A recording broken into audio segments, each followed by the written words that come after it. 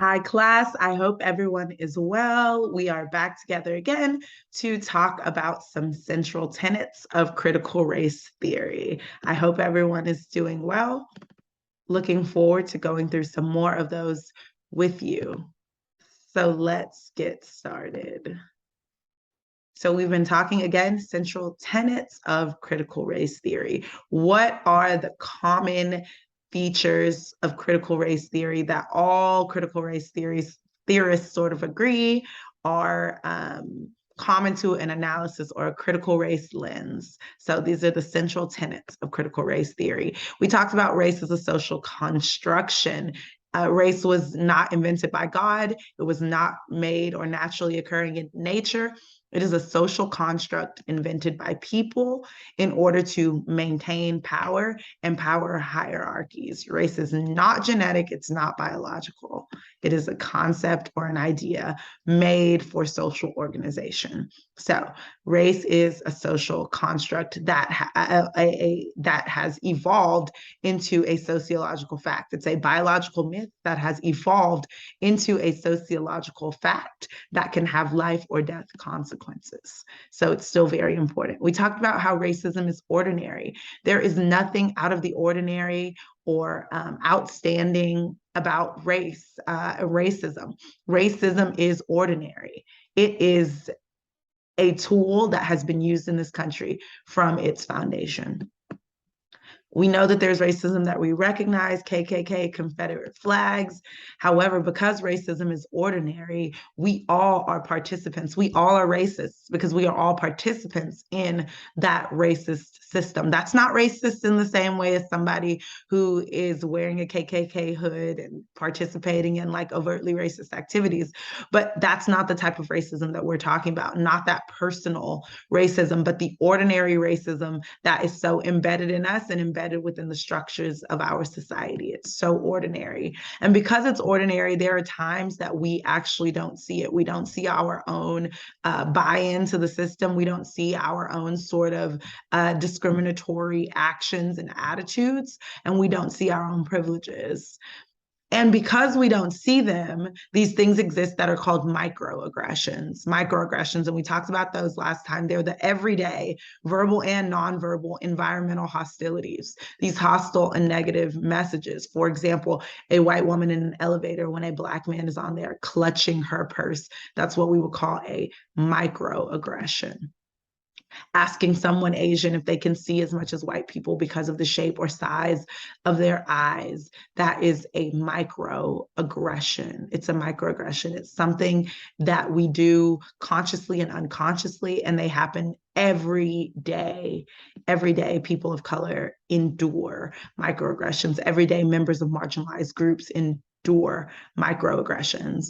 And then we talked about this idea of intersectionality, the fact that we as human beings are not just people who exist as flat characters, if you will. We are not just one identity. We are made up of multiple identities. We are not just our race. We are not just our gender. We are not just our religion. We are not just our sexual orientation. We have multiple aspects to our character, multiple aspects to our being, to our personality, to our lives, to our lifestyles.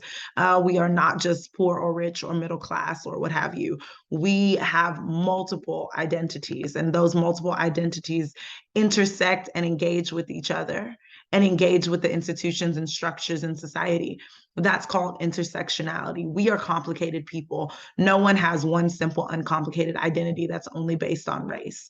We have identity that our class, our social class, our sex, our sexual orientation, our political orientation, our disability, our personal family history, our health, our immigration status, citizenship status, all of those things that have the potential to put us in one marginalized group or another, or put us into hierarchies, all of those things intersect our ability. They all intersect with one another, and they all influence the way that we are treated in society, and they influence the way, whether or not, or the extent to which we are able to access power in society, that we are able to climb the ladder in society, that we are able to achieve in society. All of those aspects of our being really connect together to determine whether or not and to what extent we are able to access freedom, liberation, access job opportunities, power, all of the things that people essentially want, that material determinism, food, shelter, clothing, all of those things. So intersectionality says if you just see it in a visual format, race intersects with disability, nationality, gender identity, and sexual orientation, just to name a few. And then we watched the video that illustrated that. Go back and watch that if you have not already. Then we talked about institutional and structural racism. Those are the established laws, the customs and practices which systematically reflect and produce racial inequalities in society. We have laws on the books that directly discriminate or are used to discriminate against certain marginalized populations. Those laws have existed from the inception of our country. So that is what we call institutional or structural racism. It's not that everyday racism that you expect to see. It's not the overt violence that you expect to see, but it's what we would call structural violence. It is embedded into the structures and the laws and the customs which reflect a society. And one example of that we talked about is the sheer number of white men who are in jails and prisons versus the number of Hispanic men versus the number of Black men. How the number of Hispanic men and then the number of Black men even more so astronomically outnumber, according to the data, the number of white men, although crimes are committed at the same rate among these populations. And although Black men are such a small percentage of the population of the United States, yet we make up a third of the prison population. So keep that in mind when you are thinking about institutional and structural racism, the way in which the laws themselves systematically oppress certain groups of people. Which brings us to the topic today that we've not yet discussed. We've been talking about institutional and structural racism, and it's implemented in different ways and at different times. Institutional and structural racism hasn't always been the same. Laws change. The education system has changed over time. The systems and structures of our society change over time. The Supreme Court makes a ruling, Congress votes on something and passes a law. Those things change over time. So because our institutions change over time, because our structures and our systems change and evolve over time, the way in which racism is implemented changes over time. It's implemented in different ways at different times and for different reasons. So we can look and see the country evolving and laws changing. And as we do that, we can also look and see the way that institutional and structural racism has still oppressed various marginalized groups and systematically continued to reflect and create these structural inequalities. The various and strategic mechanism for systematically structuring our society through government institutions and social practices. This is differentialized racialization. The dominant society racializes, meaning it defines the racial characteristics of different minority groups in different ways at different times in response to its changing or shifting needs. What that means is that if you are in that dominant class, meaning if you are white, however you want to classify that, authentically, perceptually, culturally, if you are a part of the dominant class, if you are white, if you are a white male, if you are a part of that dominant class, then you are able to racialize all of the other classes. You get to decide, because your whiteness allows you a certain privilege, you then get to decide what race these other groups will be. More plainly, you get to decide who is Black and who is white, and whether Hispanic will be considered its own race or whether they will be grouped with white Hispanic students.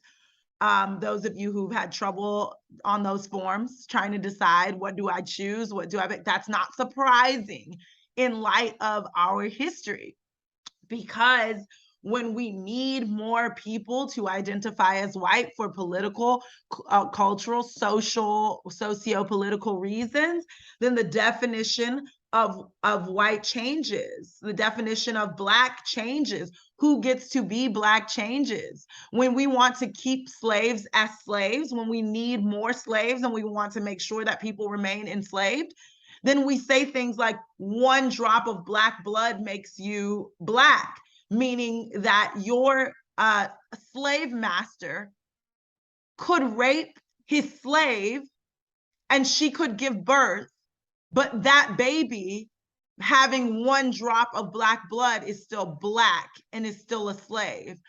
Similarly, when you use the race of the mother, that allows babies born into slavery to continue to be perpetually enslaved. The definition of what it means to be Black, what it means to be white, changes over time. If you look at our history, you will see that there were times when Asian people were considered Black. It just depends on the timing and what is needed from the dominant class, whether or not Blackness or whiteness or some other category exists and who fits into those categories. Geographically, states have made their own laws about who is Black and who is white, meaning that you could cross state lines from Texas to Louisiana and your race would literally change. This is also how we know that it is a social construction. This is differential racialization. The dominant society, those who get to decide, define which characteristics put somebody in one minority group or the other. And that is when we are responding to the shifting needs of the dominant class. What does the United States need at this time? What does the country need at this time? What does the economy need at this time? What is going to benefit the dominant class? And whatever that is, race-wise, that's how they will define the characteristics. So some people who nowadays are considered a certain race, many years ago, that would not have been the case. That would not have been the case. 30 years ago, 50 years ago, over time, the definition of who belongs in a certain racial group continues to change. That's why when you guys say, oh, it's the physical characteristics, it's this, it's that, well, not really.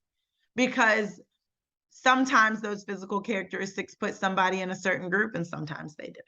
So that's enough on that. So because we know that differential racialization is a thing, and we know that people can actually be put in and taken out of racial groups, that means that this idea of being white, this whiteness, this being able to be in the dominant group is something it's something valuable.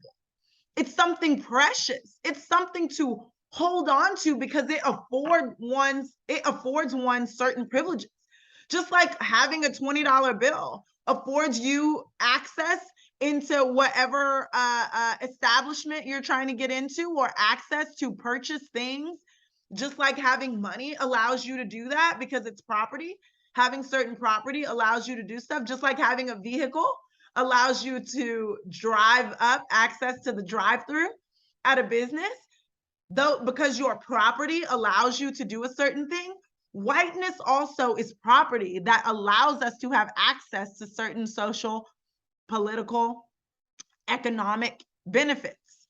The legal status of whiteness, because whiteness was elevated, and because people are able to decide who's Black and who's white, because there were literally laws saying who was Black and who was white, the legal status of whiteness converts identity into an external object of property. Your identity, your racial identity, whiteness as a racial identity is property. It means that whiteness isn't just like a race, a socially constructed race, but now it is a moves from a privileged identity to literally a vested interest. Because if you are white today and black tomorrow, your life in this country could drastically change. Just like if you lost your entire, like everything in your bank account from today to tomorrow. Many of our lives would drastically change. Not me, because I don't have any money in there to begin with. But your life would drastically change. So there is a vested interest in maintaining one's status as white. The law's construction of whiteness defined and affirmed critical aspects of identity. Who gets to be white? Super important question when trying to access certain benefits. What benefits accrue to that status? What benefits do you get if you're white? As far as property goes, what legal entitlements arise from being white? Most blatantly, you didn't have to be enslaved if you were white, if you could show that you were white. And the definition of whiteness changed so that certain slaves could not access the ability to show that they were white. Whiteness at various times signifies and is deployed as identity, as status, as property. Sometimes singularly, sometimes whiteness just means white as an identity. Sometimes whiteness is just a certain status. Sometimes whiteness is a literal, like a akin to a tangible property. But sometimes all those things work together. All those things work together in tandem to privilege whiteness, to put whiteness on a pedestal. So that's whiteness as property.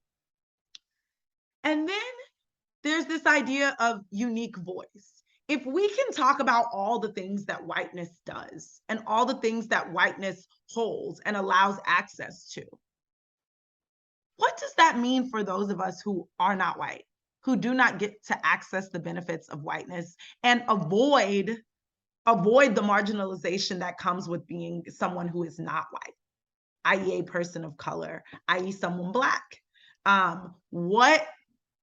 What do we get?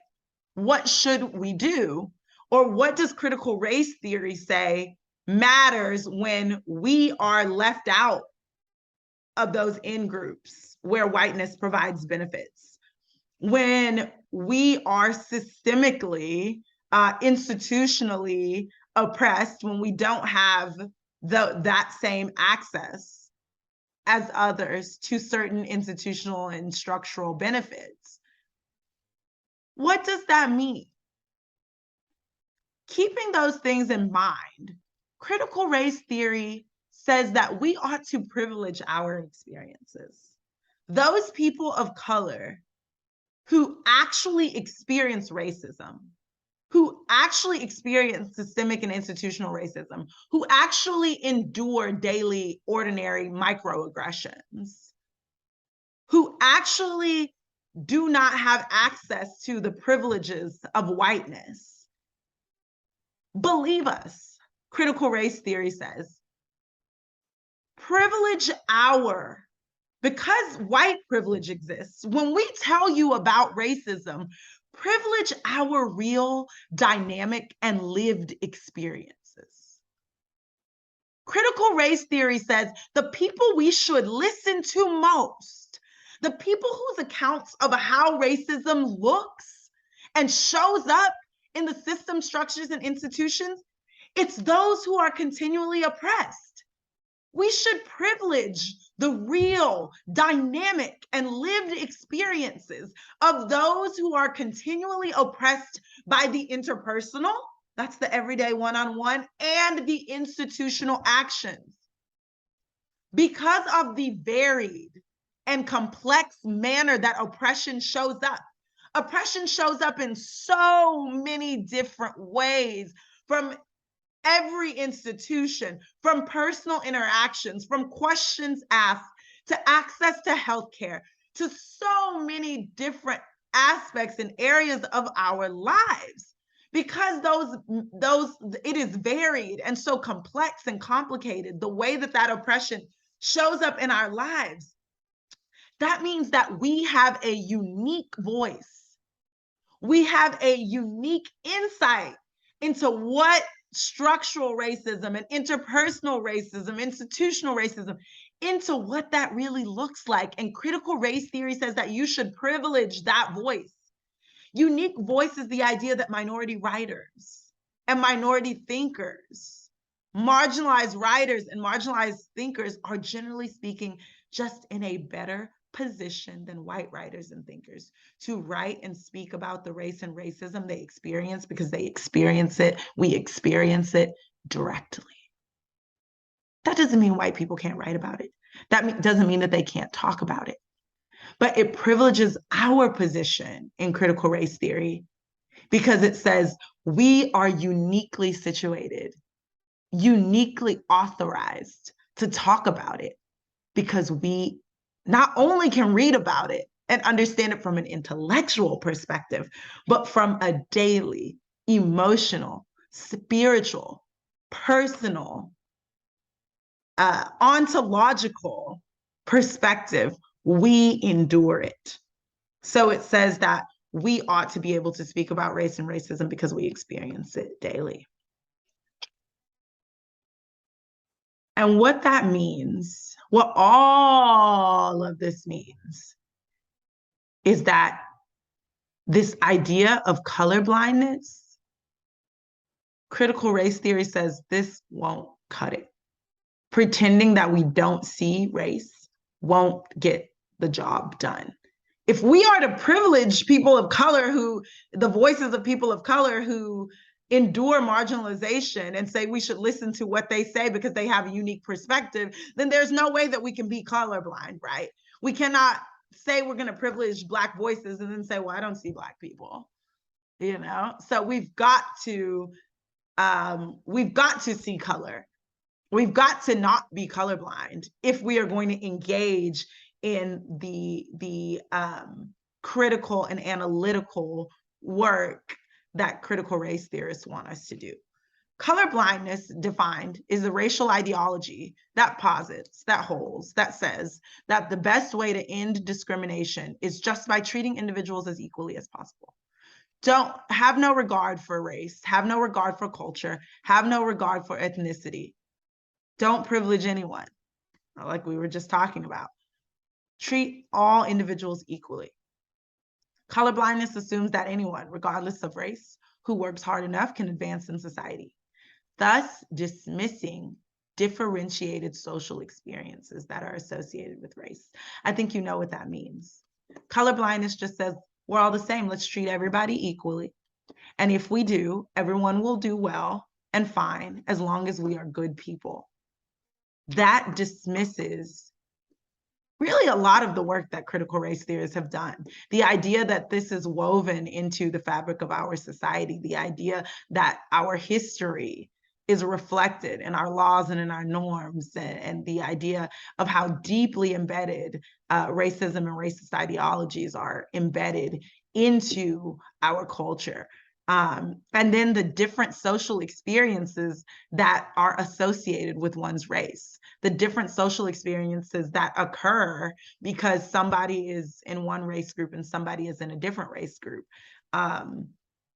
If we subscribe to this idea of colorblindness, then we dismiss everybody's unique individual experiences, and those are important. That's why we ask you about them in the discussion board. That's why we want you to think about how they work together in your daily experiences. So critical race theorists hold that colorblindness is not helpful because it dismisses people's unique voices and dismisses the different social experiences that people of color undergo.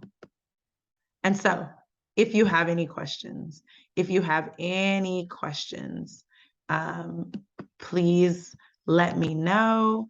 I may, in my next lecture, just play that short video there at the end. of the slide, but for the most part, that is an explanation of that PowerPoint that we posted early in the semester, and some breakdown of those central tenets of critical race theory. Please, if you need anything, do not hesitate to let me know. If this is at all confusing or in any way difficult, if you think you're going to struggle on the midterm, just let me know. I'll be back with more lecture to try to help you solidify these concepts. I hope you're enjoying the class. Please email me or hit me on Blackboard if you need anything.